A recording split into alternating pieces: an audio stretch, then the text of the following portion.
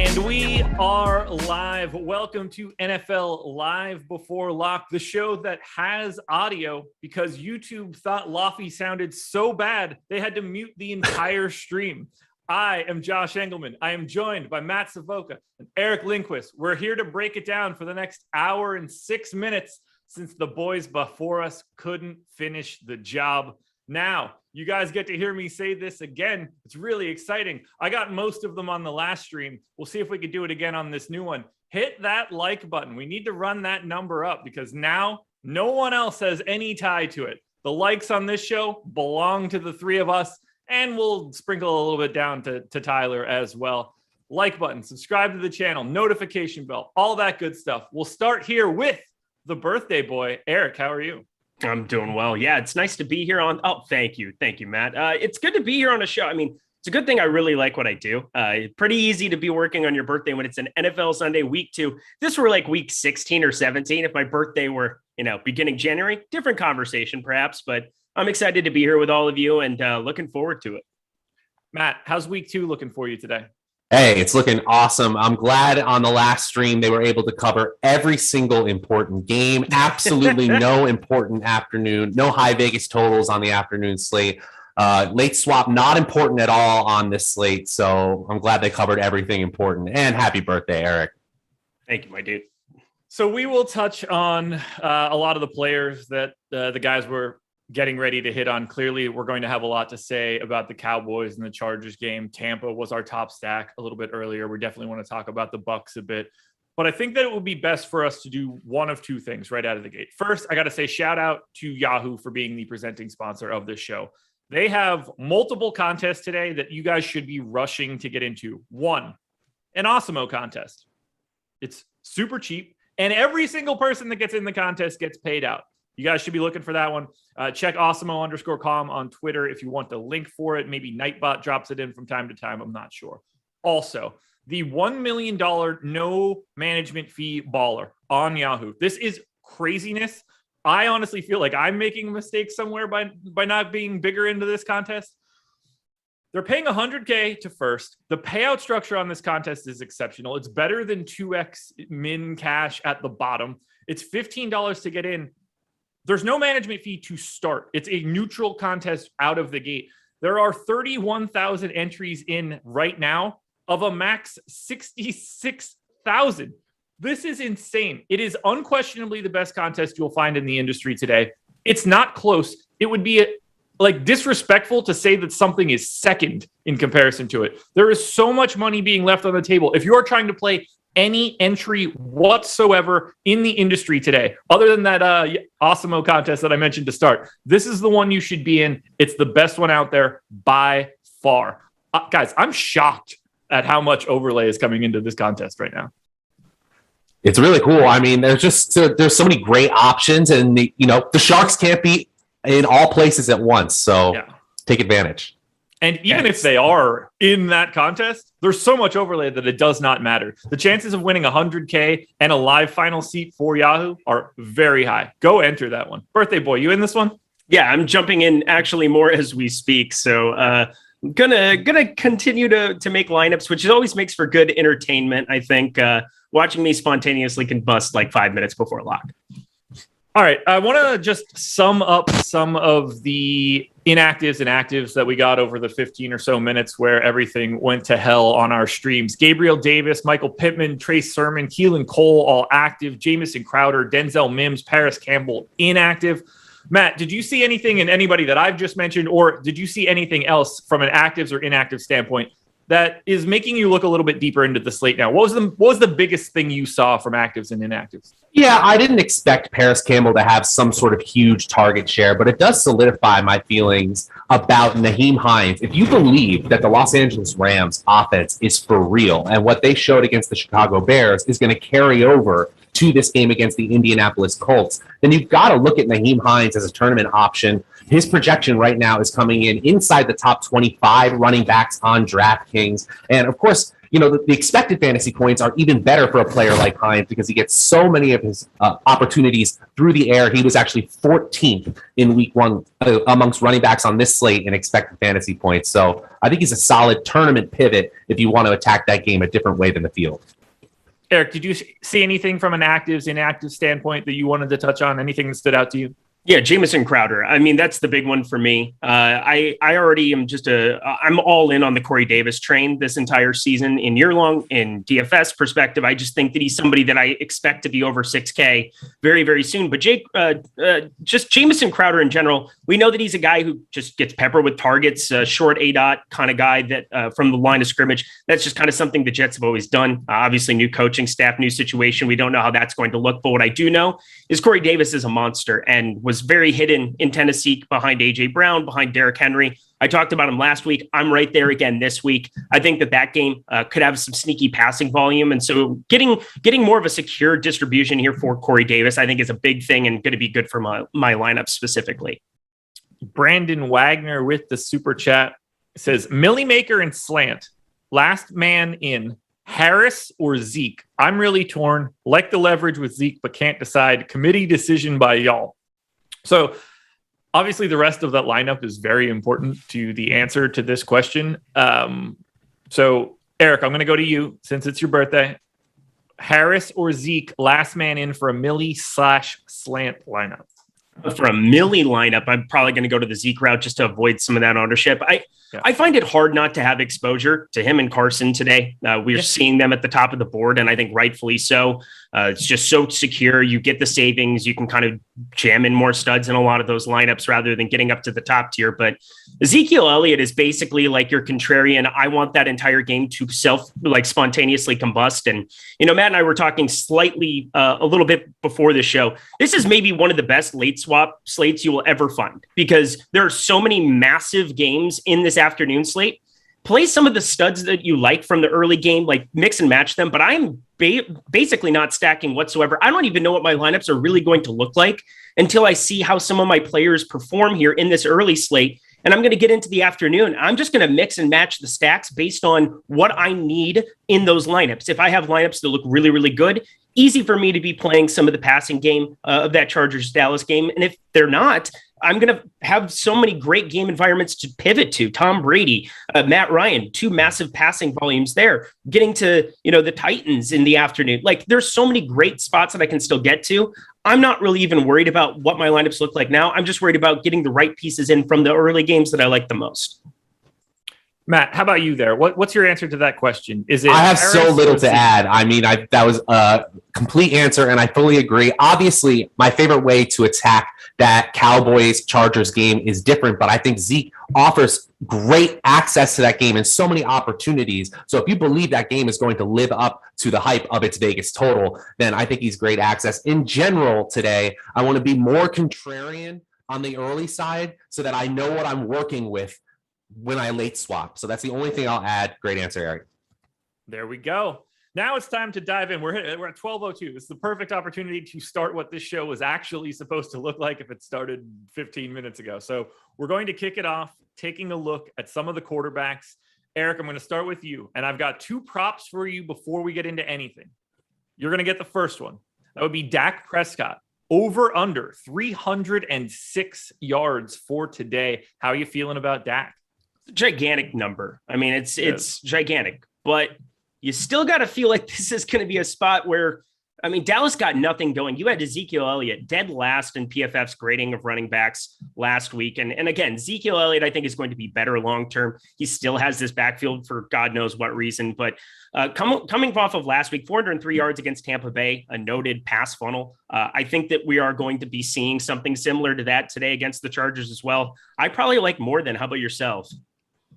Ooh, I think I'm going to go under.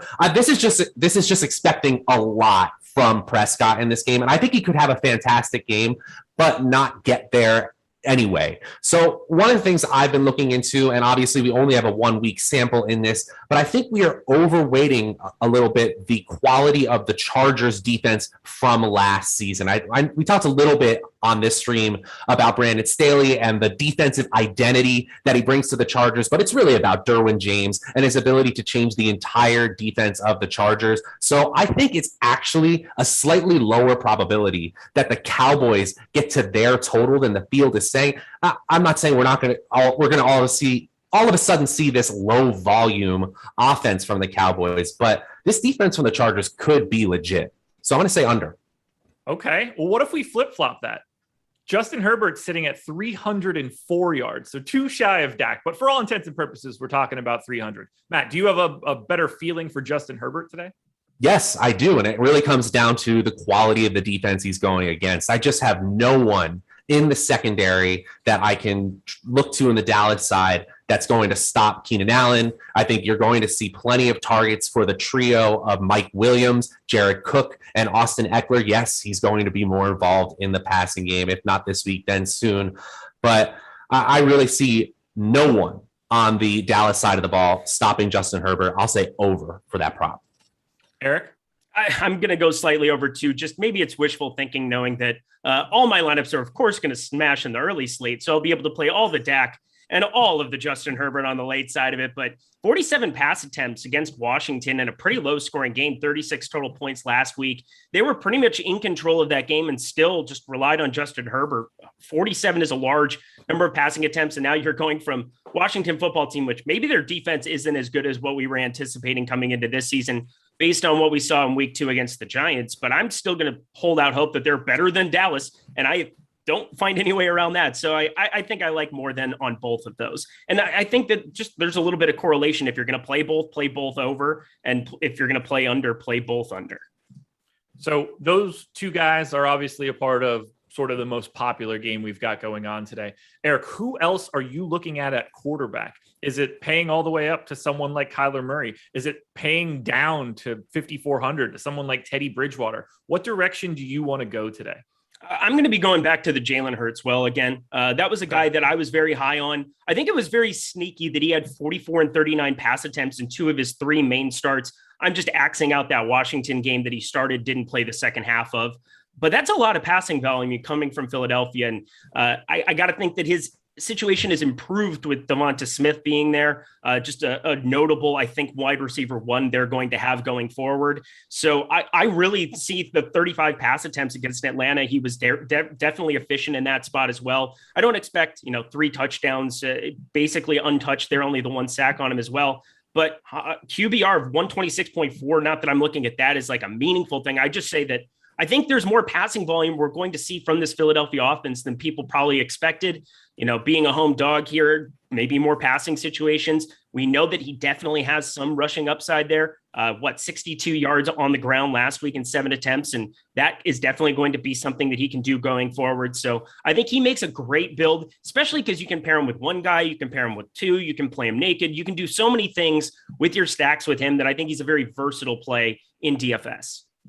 Matt, where are you landing at quarterback today? Well, Jalen Hurts would have been my answer. I think Jalen Hurts offers unique upside. There are only a few quarterbacks on this slate, especially when you don't have Patrick Mahomes or Lamar Jackson, these super ceiling guys. It's him and maybe Josh Allen, who could theoretically offer you a 100-yard rushing bonus and a 300-yard passing bonus. So they're in a unique set by themselves. But, if you look at ceiling projections, I'm always surprised that Tom Brady can get a massive ceiling performance. You talked about the low quality of that Atlanta passing defense getting exploited by Jalen Hurts last week. Talk about a player in Tom Brady that we have no concerns should slice and dice up that defense this weekend. We mentioned earlier that they are looking like one of the top stacks in our top stacks tool. And I think in single entry lineups, the Tom Brady stack with multiple receivers is a really great way to access that game. Now, when you stack like that, it means that you're kind of betting that some of the other over-under games from the afternoon slate aren't going to do as well. But I think that is a savvy way to look at it. Tom Brady could have 4 touchdown passes in this game easy. Yeah, I have Tom Brady in one of my main single entry teams, so I'm pretty happy to go that direction. Just the dude can hang some points, and against Atlanta feels like a thing that might happen pretty frequently. So we'll see. They're at the top of the top stack tool for a reason. Do we have any pay down options? Is anybody going to $5,100 Zach Wilson or $5,200 Carson Wentz? Is there a floor for you guys from a salary perspective? Matt, we can start with you. Teddy Bridgewater is playing a really terrible defense. Yeah. I'm concerned about them just running the clock out if they get any chance in the second half. We saw a huge opportunity share for both Melvin Gordon and Javonte Williams. They're clearly the focal point, regardless of who we argue is going to get more of the target share with Jerry Jeudy out. But in tournament lineups, I can go with Teddy Bridgewater, plug my nose and play it. Do you have a pay down floor right now, Eric? Yeah, so I mean, I've got a guy in Mac Jones that I absolutely hate that I like, but okay. I think that it's going to make some sense. 5,400, he's cheaper. I think Damian Harris is getting enough ownership. Not that it's a huge playoff of him there, but it looks as though, we were around 8-10%. I mean, Mac Jones is just completely unowned. And if you're going to go down to this bottom end, it's pretty easy to know that you probably need to double stack him just because there's absolutely no rushing upside with him. But Jacoby Myers, Nelson Aguilar, I think that it would just make some sense going to them and kind of you could even pair James White as a guy just as leverage up against Harris as well. So I like getting to him in a couple lineups, but for the most part, I'm pretty concentrated to all the late games, to all of those quarterbacks, Russell Wilson, Dak Prescott, Justin Herbert, and then even Matt Ryan, and of course, Tom Brady. Like I think that the majority of my quarterbacks are going to come from the afternoon. I just don't even know which ones yet. Any final thoughts at quarterback, Matt? I think the studs, the top players, offer such unique upside that I don't think we should spend a lot of time dumpster diving for quarterbacks this week. Works for me. So coming up later today, we got one more live show for today, 7:15 Eastern time. EMAC will be here with Nick for NFL Sunday Night Live before lock. Chiefs and Ravens going off tonight. I've got 2 contenders videos that will go live in 19 minutes. So at 12:30, they will be live on our YouTube channel. Make sure you're checking those out. Plus, plenty of content at awesemo.com for you guys. And if you are playing this slate, and I assume if you are one of the 1,200 people that are listening right now, I'm guessing you're playing NFL DFS today. Our ownership projections are free. Head to awesemo.com, browse directly to them, or look for the link from Nightbot, but they will help you out tremendously. It's part of the tools that I use for everything. Ownership means everything to me in the way that I play, and those projections are free for today.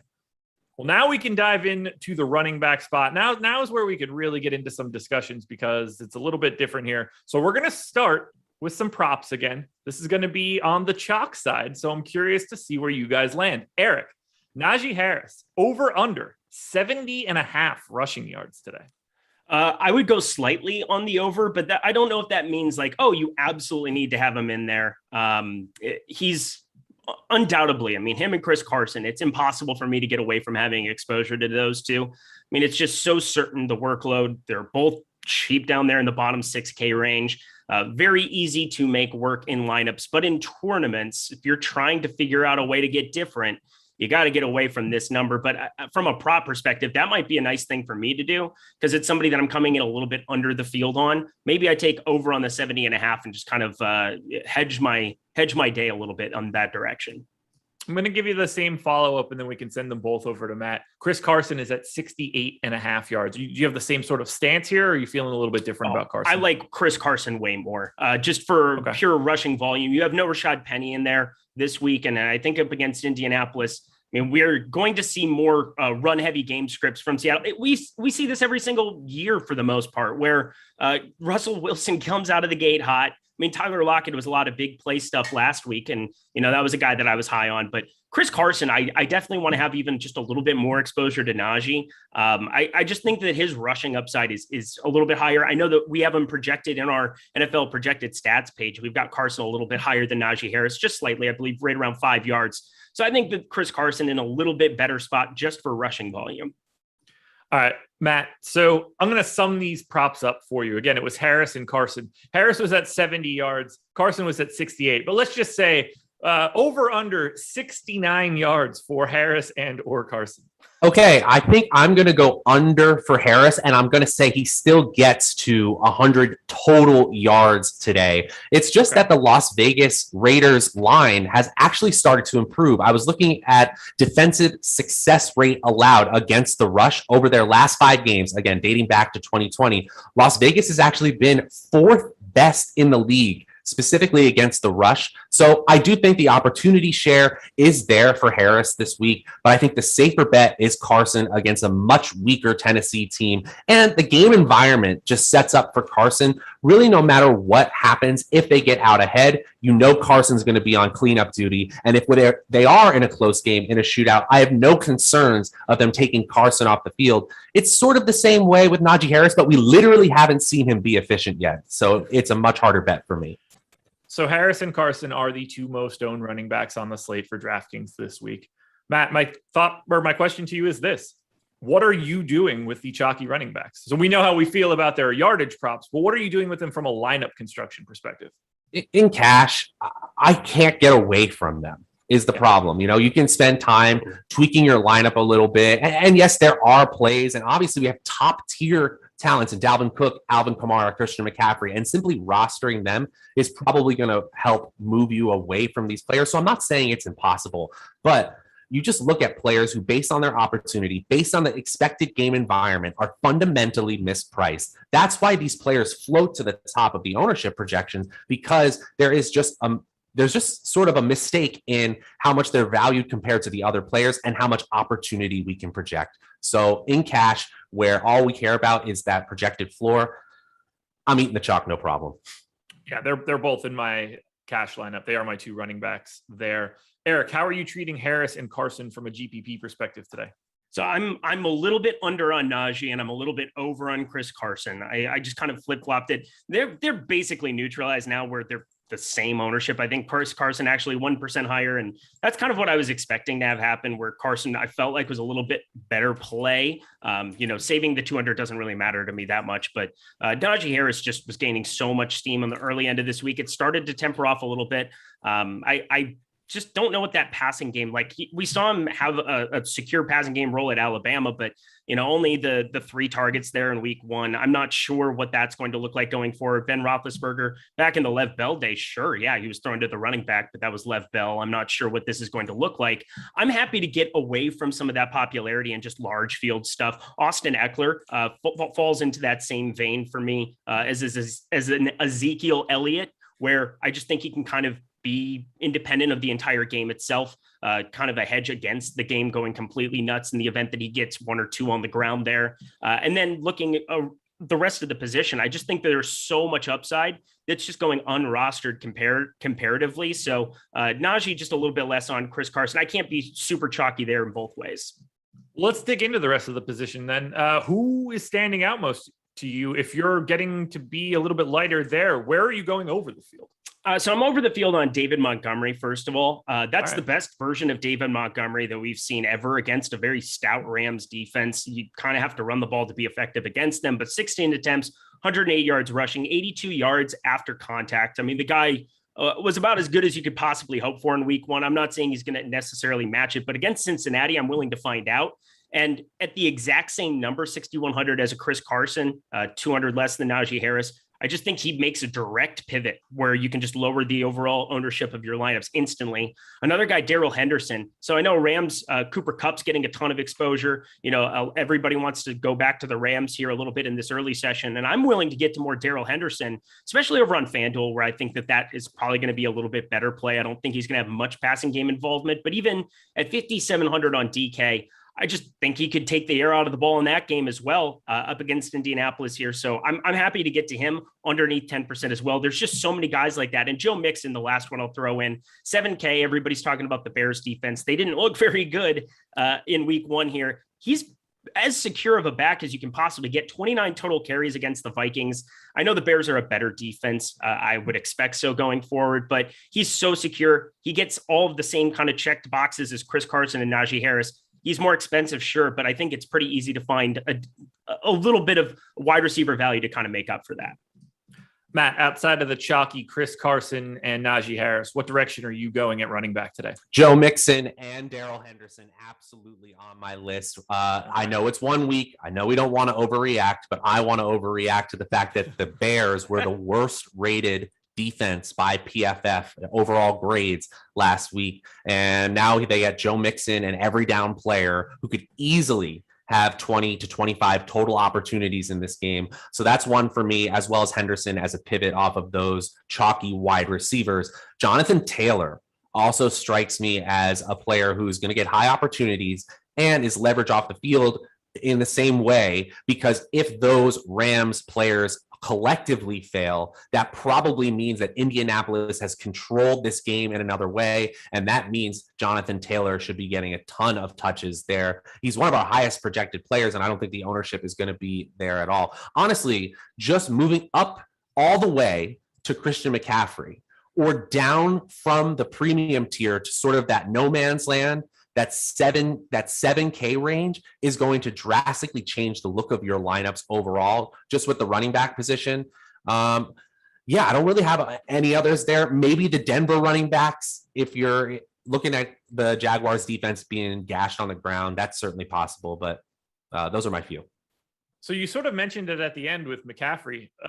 We're 20 minutes in. We talked running backs for like the last 10 minutes. We haven't mentioned Christian McCaffrey. We haven't mentioned Dalvin Cook. We haven't mentioned Alvin Kamara. We haven't mentioned Derrick Henry. These are the four most expensive guys that you could roster on DraftKings. Is today a day where we're just not, generally speaking, paying up at running back? And Matt, we can go to you. When I woke up this morning and I sort of took my 1,000-foot view of the slate that I try to do at the beginning of every Sunday, I said, what is the way that we have overthought this slate? It's that we have moved away from all of these fantastic running backs who we know are the easiest to project from week to week. And even though some of them are in so-so matchups because of their expected receiving workload, it's not like they have some sort of low floor. Maybe for Derrick Henry, it's a little bit of a different story. But just by going up at running back, the way that they're priced, you're going to have to make salary-based concessions at the other positions. And it's leading a lot of players who are using optimizers, who are using our projections, to have much more balanced lineups this weekend compared to a more stars and scrubs approach that we saw very common last week. So, yeah, I kind of think it's a little bit of groupthink that's going on, where we're not just saying, hey, like, I don't care that the Saints are a really good rush defense and they have a strong defensive line. Play Christian McCaffrey and figure out the rest of your lineup. Now, from a projection standpoint, does it look the very best? No. Would I be surprised if it beat me this week? Also, no. Okay. Eric, what are you thinking here? Are we missing something? Should we be paying up a little bit more at running back? I think so. I think you got to be a little bit selective with it. And I hear what he's saying there. A lot of what has to happen at this position, I mean, they raised the floor last year, I believe it was last year, where they made it 4K for the running backs. And so everybody's a little bit more expensive as like that's just kind of the effect that it had. And then at wide receiver, you have the floor of 3K. And last week, we had such a perceived security in a Marquez Callaway, and that didn't obviously work out for tournament purposes, but gave you access to get to a guy like McCaffrey, who, I mean, we saw as secure of a role as you can get. 9 targets, 9 catches, 89 yards there with 98. I think if he gets to 100 on both regards, we're looking at a completely different play in Christian McCaffrey this week, where he's 20-25% owned if he hits those 100 bonuses on both sides of it. And it's not that crazy of an outcome. Now, I definitely do want to be at the field. It's just so hard on this slate to be able to get to him, to get to Dalvin Cook against Arizona. I think it's actually a little bit easier for me to fit Dalvin Cook into my lineups. That's kind of what I'm seeing right now as I'm finishing some of my builds, and it's becoming more Dalvin Cook. But getting up to this top end, I mean, there's going to be a 30-35 that's put up, but is that enough if you can't get to the wide receivers that you kind of need to on the slate? It might not be. That's the same kind of conversation we'll have with Darren Waller later, but I really do think if you can make McCaffrey work, even from a projection standpoint, who really cares? It's Christian McCaffrey, has the most upside of any running back, slate in, slate out. Are there any running backs that we should have been talking about that we haven't talked about yet? Myles Gaskin, maybe up against Buffalo. That's a guy that I kind of have pinned. I didn't really know what to make of him, but there is definitely a passing game role there as well. I think that he works well in terms of like putting together my Josh Allen and dig stacks. It gets rid of one of the running back positions. I'm playing a lot more wide receiver in the flex, and I know that that's always a popular conversation piece that people want to kind of throw out there. What are you going to be doing in the flex for stuff? And I mean, I think you go more wide receiver just because I think that that's where more of the volume is. You can get some more of that expressed upside. And, you know, if you're going to be punting at one position, that makes a lot more sense just because a lot of these running backs are all, you know, 5-6K that we want to be paying for or higher. There's less underneath 5K outside of maybe Edmonds and Drake. Kenyon Drake, probably another good guy to talk about. I don't really know what to make of this with Barber there in the backfield. I just think Kenyon Drake could be kind of the guy that is being slept on this slate. I expected when that news came out for him to jump way up there in ownership, and it never really happened.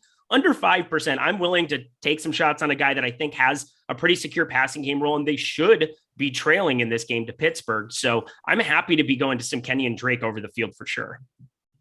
Matt, what about you? Who are we missing? Who have we not talked about? Is it Chase Edmonds? Is it Damian Harris? Is there someone weirder down the list of running backs that we should be going to today? Yeah, this is more large field tournament thinking, obviously, but I do think that Chase Edmonds is kind of interesting leverage off of how most people think this Arizona-Minnesota game will play out. I certainly don't think that's the most probable way that Arizona is going to be scoring, but I don't think a lot of people are going to be playing it that way. And from a salary standpoint, playing a player like Edmonds opens up a lot for you in terms of, you know, you could create some really great super stacks with the quarterback, wide receiver, or their main receivers there. If Nick Chubb is such a fantastic play based on projections, then maybe Kareem Hunt vultures a few touchdowns in large fields tournaments. Besides that, we're really getting into the weeds after that. We've pretty much mentioned all the running backs before it gets really dicey. All right, that works for me. So I mentioned Yahoo a little bit earlier. I'm going to mention them again now. If you thought that telling you guys that there was a contest with no management fee and like 15,000 people being overlaid, that's pretty good. This is even better, which is really crazy to think about. We have a deal thanks to the sponsorship or our partnership with Yahoo, where you can get 2 free months of Awesemo Plus Platinum. 2 months. That's a very, very long time. Think about that right now. You would have Awesemo Plus Platinum till just shy of Thanksgiving. I don't actually know when Thanksgiving is, so you could actually have it up until Thanksgiving, but you know, sometime in late November, that's what it's going to work out to. You need to be new to Yahoo. Sign up for an account using the link in the description of this video, or you'll see Nightbot drop the link in chat. Yahoo will send us your name after you play in your first paid contest. We will reach out to you with a coupon in your email. If you need immediate access because you wanted to play today, email support@awesemo.com. That'll help you get set up a little bit. Again, this is for new Yahoo users only. If you already are a Yahoo user, this will not work for you. But if you're not, now's the opportunity for you to try out awesemo.com, because a quick deposit using that link, and you're going to get 2 free months of Awesemo Plus Platinum. And just to let everybody know, so we're still looking at it, the $1 million no fee baller that is locking in 32 minutes still has 30,000 empty entries. It is the best contest you can get into. Start searching in your couch for extra change. Whatever you guys can do to get into this contest today, you should do it. It's a plus EV contest for everyone that enters and puts in a lineup of functional players that play today. It's just that good. All right, guys, this is going to be a fun little topic now. I don't remember who you guys took. Hell, I barely remember who I took. And hit that like button, by the way. We're already back up to 276. We could probably get to 500. It is time for 100 yards and a touchdown. I think maybe I had Chris Carson last week, and that worked out pretty well for me. Eric, do you know who your 100 yards and a touchdown pick was last week? Yeah, it was Corey Davis, and he went for 97, but 2 touchdowns. So I'm gonna give myself the benefit of it. And I took a guy who was under 5K. So I feel proud about the work I did here. Okay, that's and then fine. Matt and I both loved Tyler Lockett. I believe that was the guy we were both on. Lock that one up. Matt, was yours Lockett? It was. Starting strong. Let's see how it keeps going. We give credit. So Eric, we give credit. You get that second touchdown. That's just as good as getting 60 more yards. So as far as I'm concerned, success. He had 100 even, 100 receiving even. I had Mixon last week. I knew it was right either way. So it doesn't matter. But now we got to do it again. Week 2 in the NFL, 100 yards and a touchdown, 100 all purpose. So, well, not counting like kick returning yards and stuff. That would be ridiculous. Rushing yards and receiving yards plus a touchdown. Birthday boy, we're starting with you. Who does it? I mean, I'm not going to go crazy. I know I like to eat chalk, but I'm not going to eat the chalk with this one. It feels wrong. Keenan Allen would be a guy that I would be looking at in that regard. But let's get really off the board here. I like Jarvis Landry, and I feel like nobody's talking about him. 6,300 over on DK. He only had 5 catches, 5 receptions here. He's going into a game environment against the Texans here. And I don't know, maybe Nick Chubb just, they just completely take the air out of it here. But Nick Chubb, he's gaining enough popularity here. Only 15 rushing attempts. I know that they had an interesting game script. I can't believe he didn't get fed more than that considering. But if they're going to be kind of moving the ball on Houston here, I just don't see how when you take Odell Beckham off the floor, like his ownership should be much higher. I understand low ownership on him here. 6,300. I think Jarvis Landry has a huge game against the Texans and nobody's talking about him. That's not where I thought you were going. Love the pick. Love the ballsy nature of it all on your birthday. It's fantastic. Matt, where are you going for 100 yards and a touchdown? I don't want to sour on what Eric just said, especially on his birthday, but I am a little worried that Baker Mayfield might throw like 20 times in this game. I mean, it's possible that like 9 of those 20 targets go to Landry, and so it doesn't really matter. But that's the only thing that concerns me there. And then you soured on my answer, which is Keenan Allen, because apparently that's too easy. But that's really what we're talking about here when we talk about the Cowboys defense and their ineptitude, them moving their first round pick, Micah Parsons, to line because they realize their deficiency there is more important than their deficiency at linebacker, which they already certainly had. And their secondary doesn't scare anyone. Bottom 10 in that coverage grade rating that PFF does both last year and to start this season. I'm sorry, but Keenan Allen is the correct answer here. If you want to go a little bit down the board, I think you could go to Deontay Johnson, who I was talking about the slightly increased quality of the Las Vegas Raiders rush defense and that line in general. Not so in the secondary over that same time span. They are worse than league average in success rate against the pass. A little bit of a funnel and a good way to get off of that Najee Harris chalk, believing in the Pittsburgh passing game. So I like that you went with Allen to start. I'm going to half troll you with that pick. Go to the running game. I'm going to go to Austin Eckler. So your lack of success should be my success, or at least I hope that it is. So Austin Eckler, 100 yards and a touchdown for today. And now the 100 yards and a touchdown picks are in.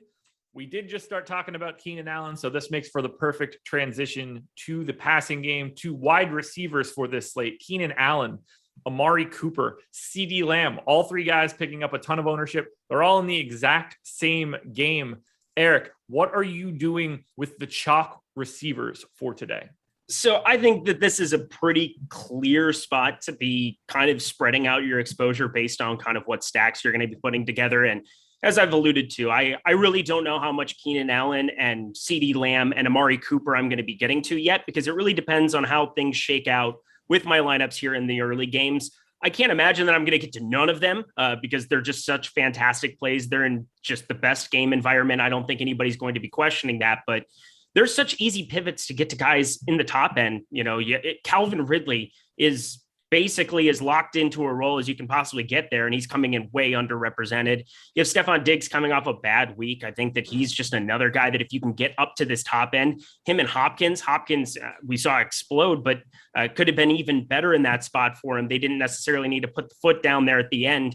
They were just what a performance by them. And so it's hard not to like to get up to him as well. But there's no question that because of the pricing, you're looking at Cowboys wide receivers and Keenan Allen, that combination being a really, really good play. I just don't know how much I'm going to get to it until the time comes.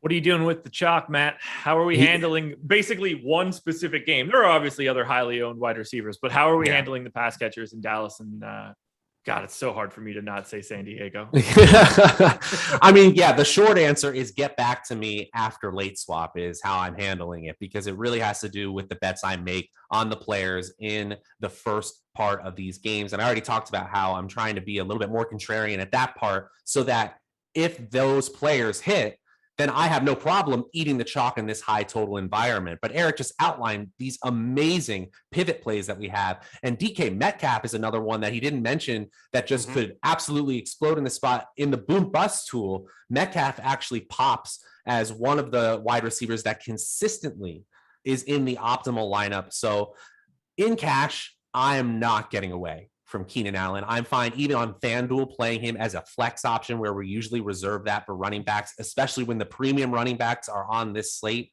And really the same with Cooper Kupp. Like I think I can throw him on a cash game lineup, and especially in FanDuel where the pricing is a little bit softer. But this chalk is really, really, it looks really, really good. But if I'm behind, I have to pivot elsewhere because I know how high the ownership is going to be. I ran a quick poll for best 100-yard and a touchdown. That was so mean. Obviously, mine was way off the board. I was trying to give somebody something different for a lineup, and Keenan Allen. Do you get extra points for that? Is that some part of the game? Is that an unwritten rule of the game? Yeah, it's how you win a GPP. How about you try that shit? It is a pride thing a little bit, but sometimes it's just good. Like Keenan Allen is $7K. He's the 8th most expensive wideout. It's not like you were like, you know what? It's DeAndre Hopkins. You know, like obviously Keenan Allen is similar to DeAndre Hopkins, but you know, he's further down the salary structure, so I don't mind. 66% of the chat said Keenan Allen was the best 100 yards and a touchdown pick. 22% are actually smart. They went with Austin Eckler. 11% for Jarvis Landry. Sorry, Eric. Sorry. Whatever. Look, when you're right, it will be that much more satisfying. And if you're wrong, people will just forget. Yeah, because I mean, he was a low-owned dart anyway, right? Exactly. All right, so we have a lot more to talk about from a wide receiver perspective. I didn't include Cooper Kupp when we were talking about chalk because he's a little bit cheaper than the rest of this group, but another guy that I'm trying to get to. He is currently in my cash lineup. And then we get a lot of guys that are just not pulling that ownership, including, much like the top of our running back list, a lot of guys in single digits: Hopkins, Metcalf, Ridley, Jefferson, Lockett, Thielen. There's just not a ton of ownership here. The final guy that I just mentioned there, Adam Thielen, 2.9% ownership, the last that I looked. So if you're wearing an Adam Thielen jersey right now, how do you feel about Adam Thielen today? Adam Thielen is one of the guys in the boom bust tool for us that is just coming out at the bottom end, and it makes sense. You have Dalvin Cook, you have Justin Jefferson there as well. The ownership is super low, and his red zone target share is just outrageous. So I think that there's always some viability to going there, but I think you can find so many more receptions, so much more security, just anywhere else in the range. So it's hard for me to get to a ton of him. I almost have like a 1 or 2% FOMO Adam Thielen, like allotment every single week. So that's just there. If that ends up working out, sweet. But for me, it's somebody probably to be a little bit lighter on for tournament's sake. Okay. Matt, are you able to pay up at wideout? Obviously we're talking about Keenan Allen before, but Diggs, I think, looks like that top guy if you're looking to pay up at wide receiver. But is it looking a lot like the running back spot for you, where some of these guys that have fixed workloads, the Calvin Ridleys of the world, are just simply not pulling as much ownership as you would expect? I think that's true. But when we have a situation where premium running backs aren't pulling as much ownership and premium wide receivers aren't pulling as much ownership, my first instinct, if I'm going to differentiate, is to move up to be contrarian at the running back position, a position we can consistently project a little bit better. That's not to say that the ceiling probabilities for these wide receivers aren't extremely high, especially at the top end. One of the game environments I do want to mention, I think there's a possibility that Josh Allen comes back with a vengeance this week and has a ceiling performance, and you can bet on someone other than Stephon Diggs. We saw Emmanuel Sanders have a huge opportunity share in week 1. Cole Beasley, he needs the end zone in order to hit value, but he's going to be on the field a lot for a team we expect to pass a lot and could smash in this game environment. So when you combine that with fairly low ownership, that's somewhere where I can look. And sort of what Eric was talking about with this Minnesota-Arizona game, the shootout probability of that one, the probability of saying that one going way over its expected total is higher than a lot of these other games with high totals as well. We can't say that's the most likely outcome, but in that scenario, players like Jefferson and Thielen could easily be the best stack on the slate when all is said and done. Yeah, I set a group in Fantasy Cruncher today for anytime that I don't have Dalvin Cook in a lineup, I'm giving a bump to Thielen's projection and Jefferson's projection. If I'm not getting there, like either the Vikings are just bad for the day or they're concentrating their touchdowns in one of those. It's one of those three guys almost assuredly going to be the guy. So Josh, you're not buying the KJ Osborne opportunities because that 9 targets, it changed the condensed nature of that offense. It could be a 1-week sample, but still. So I try not to bump anybody at a low salary point so they don't become the forced value option just by default. So I only want to give the bump to, like, if Cook doesn't get there, I assume that it's Thielen. Like, Osborne can get there and not really have that great of a day just by being cheap. If Thielen or Jefferson get there, like we're talking 30, 35 fantasy points. Those are the guys that I want to bump. So I'm setting that at a threshold generally based on salary, not necessarily opportunity. Yeah, I think that's fair. I mean, you never want to get carried away. I mean, people tried to make BC Johnson a thing last year. I mean, there's just so many random wide receiver threes that we've had, and none have really stuck. So until somebody sticks, it's pretty hard for me to want to get too super excited about it. I got to think also defensively, you're probably scheming when you're up in most of the game in that spot. You're scheming against trying to give up too much to Justin Jefferson, to Dalvin Cook. You're figuring out ways to limit them. And of course, that opens up opportunity for Adam Thielen, who's kind of the guy that I think is third in the pecking order, but kind of opens up some red zone opportunity for him to get there on limited targets. So I like what you're doing with that. I think that makes a lot of sense. And I'll be getting to some more Thielen, some more Jefferson if my lineups don't pan out well in the early slate. We got a super chat from Darren Anderson. We're sort of heading back to the running back spot, but there's still a wide receiver question here. It says, is it crazy to think Damian Harris is a lock and a great GPP pivot on DK to the chalk of Najee or Carson? So we're going to start on this one. Yes, it's crazy to think that he is a lock, because this is football and there's no such thing as a lock. But I do think he's a fantastic GPP pivot. I have him as one of the more under-owned running backs that you can get to. 5,400 to me looks like a perfect GPP play. So I really do like the thinking. I would just be a little lighter on that lock conversation. Matt, how do you feel about Damian Harris today? Hey, the thing I really like to see is that he got 3 targets, because I expected that number to be 0. And 3 is not a world beater. But when you talk about a player who almost certainly, with Ramondre Stevenson out of the lineup and JJ Taylor, who is a scat back, a receiving back in his place, there is no doubt who the goal line back is on this offense. So if you say that New England is going to smash the Jets and 3 of those touchdowns are coming on the ground, I can say with high probability that those touchdowns came from Damian Harris. So he's not a lock, but he makes a whole lot of sense. And at his price range and at his expected ownership, it certainly makes a lot of sense. You won't be alone. He's sort of like a middle range option at the running back, but yeah, decent play. Eric, second part of the question is same situation for Robert Woods over Kupp in a GPP. Do you like the idea of pivoting to Woods over Cooper Kupp in a larger field GPP on DraftKings? Yes and no.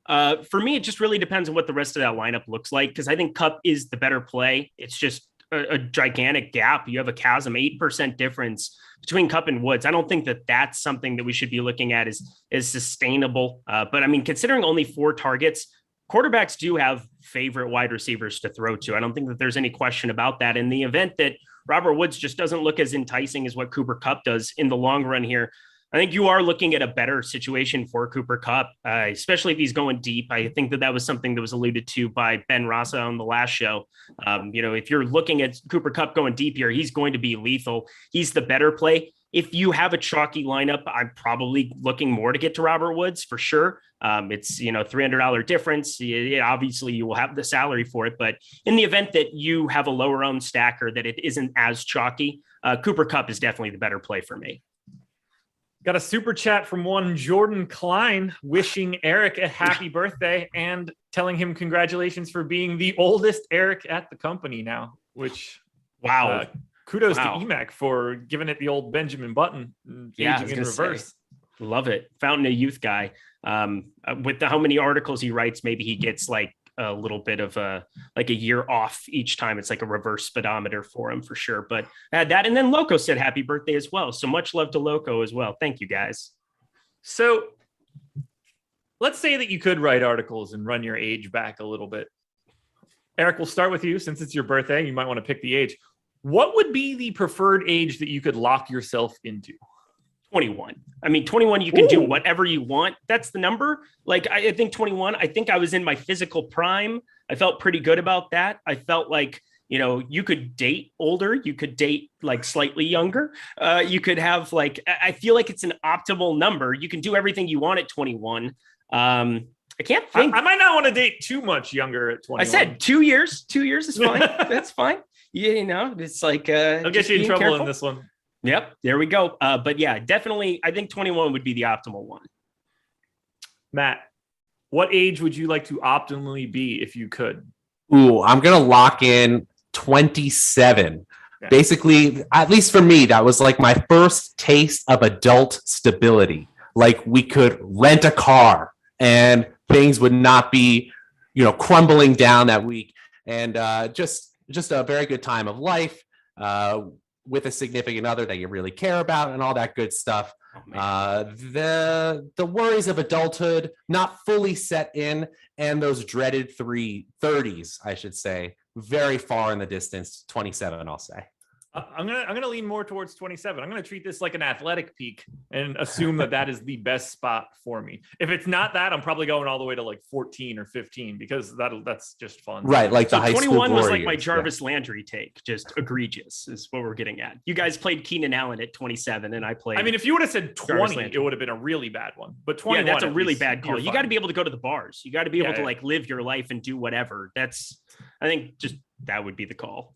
I want a couple more years of wisdom on top of that 21. That's all. Oh, yes. Look at you two.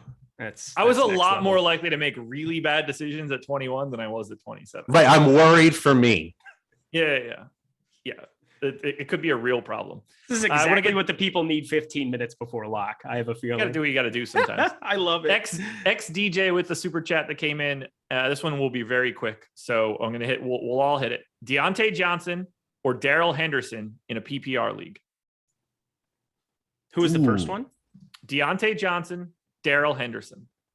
My answer is Johnson. Either one of you guys can just shout. Yeah, I'll take Johnson. That's really, really close. I think there is downside for Henderson in that theoretically we could see Michelle mix in. I don't think that's going to happen.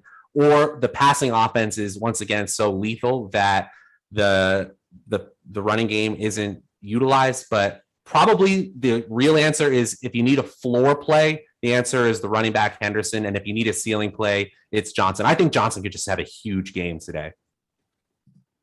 Eric? I'll go with Johnson as well. I think just from a PPR perspective, I think that it's no question that he's kind of proven to be the guy that Ben Roethlisberger last year was looking to the most. I'm going to go his direction as well. I got one more super chat that I almost missed from Soul Dope. FanDuel GPP. Which game should you game stack? Dallas and Los Angeles or Atlanta and Tampa Bay? I think it's Atlanta and Tampa Bay if we're assuming that this is a larger field GPP.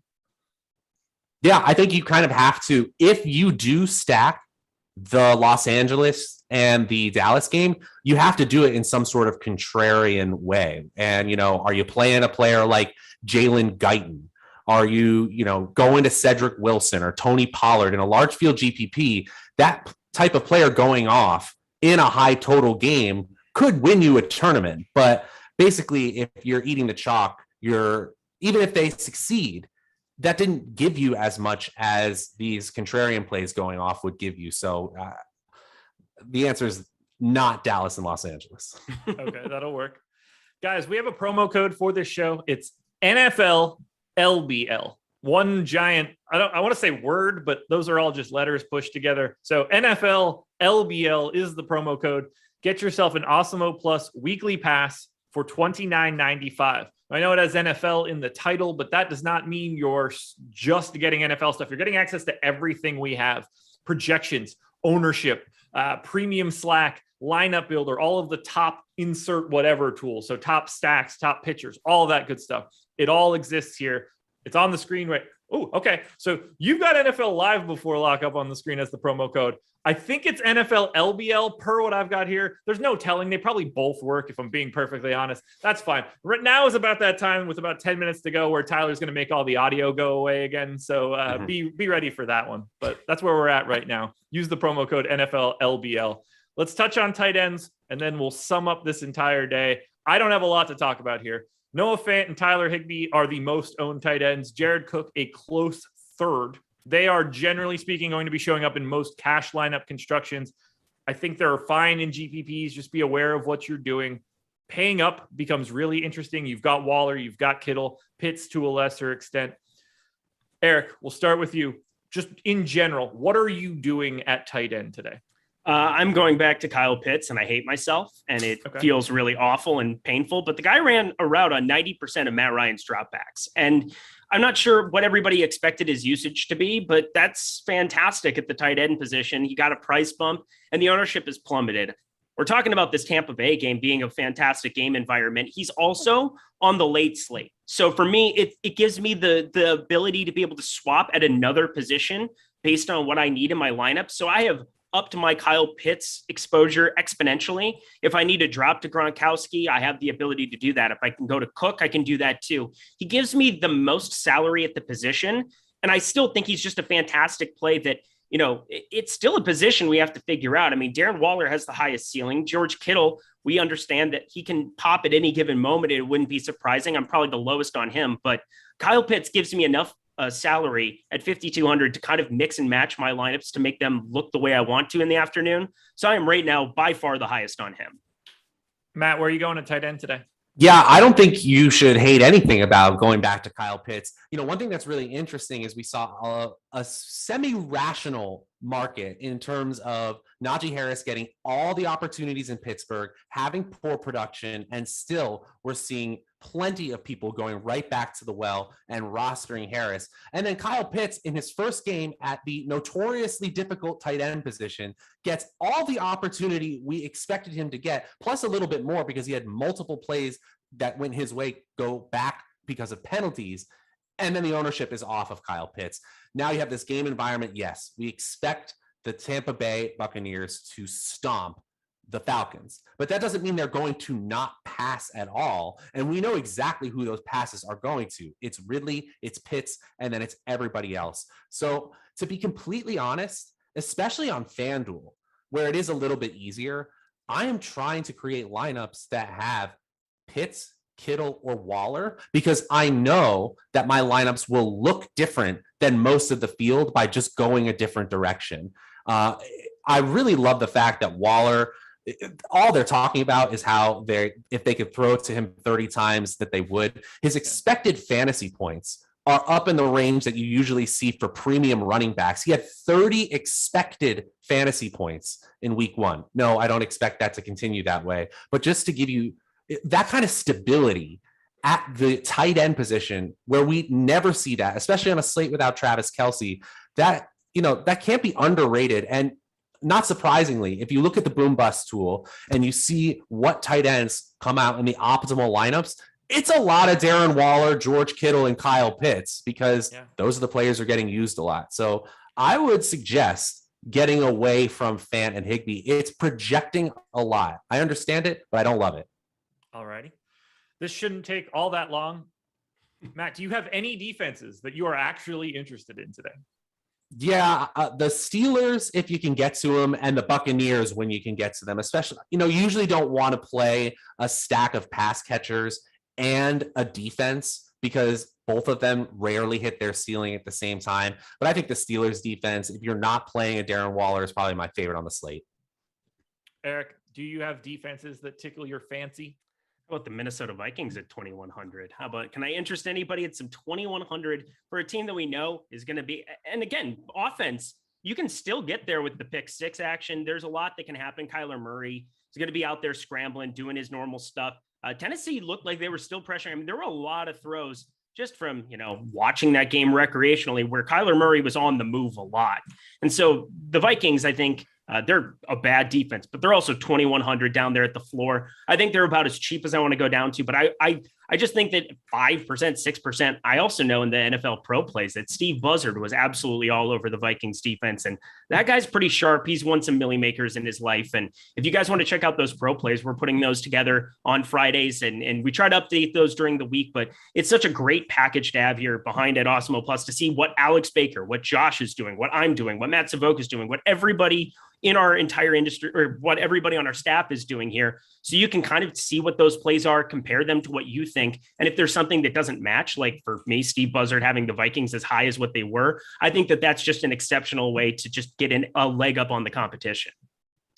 I do have the Vikings ranked pretty highly from a defense standpoint. As much as anyone can be under-owned or over-owned at defense, I have the Vikings as the most under-owned defense for today. God. So Team Vikings D, here we go. That's where we're at right now.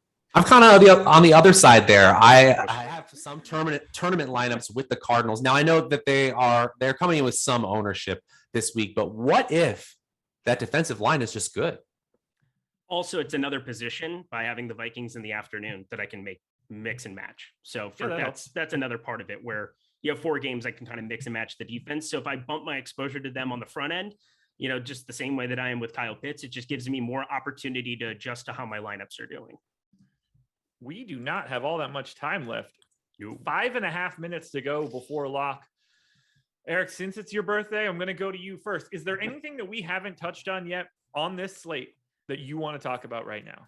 No, the most important thing last week is the same thing as this week. Last week, Marquez Callaway was a guy that I had a lot of exposure to, and then I ended up with about 0 because my lineups were not doing as well as what I was hoping to on the front end, and it ended up saving my entire day.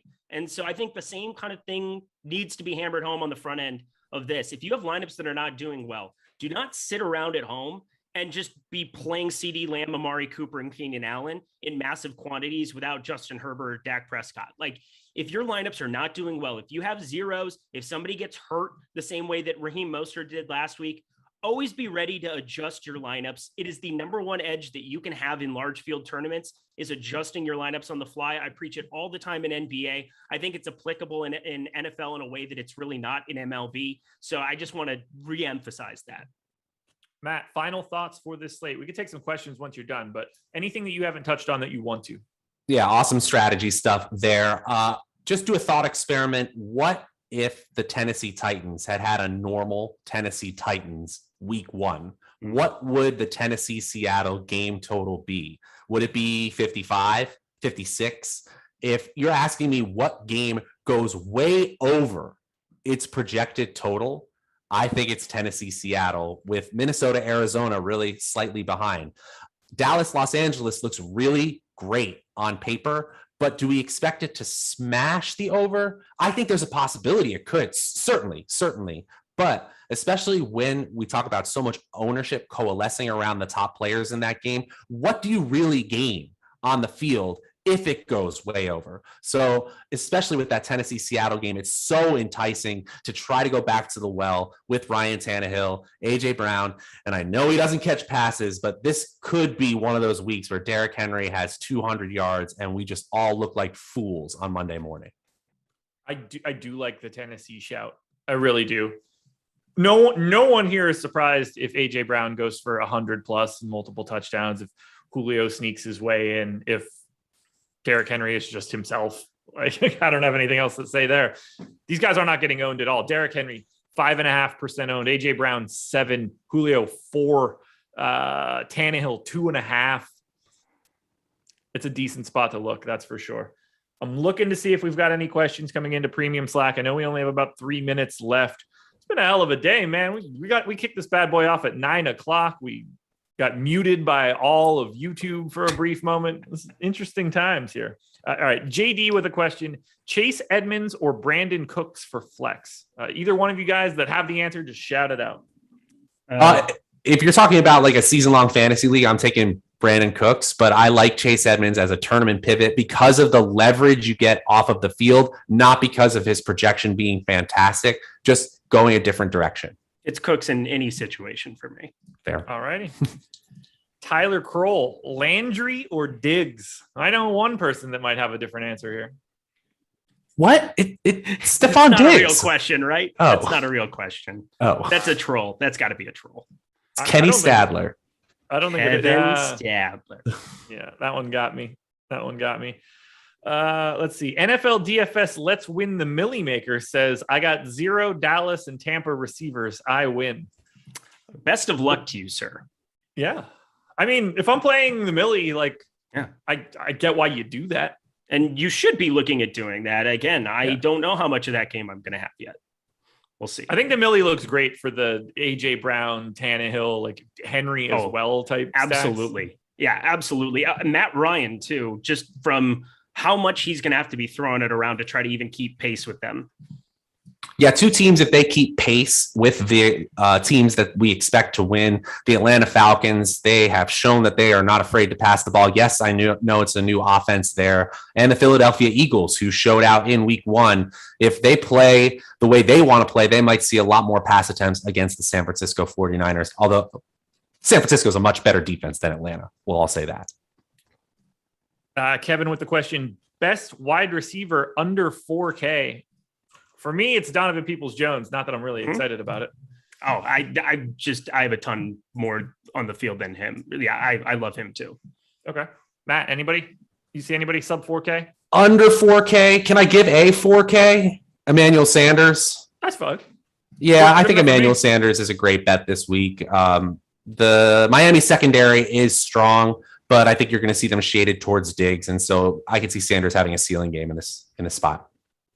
Final question, and it's more strategy than anything else. Can you win playing Brady with 3 receivers and no run back from the Falcons? I hope so. That's my single entry.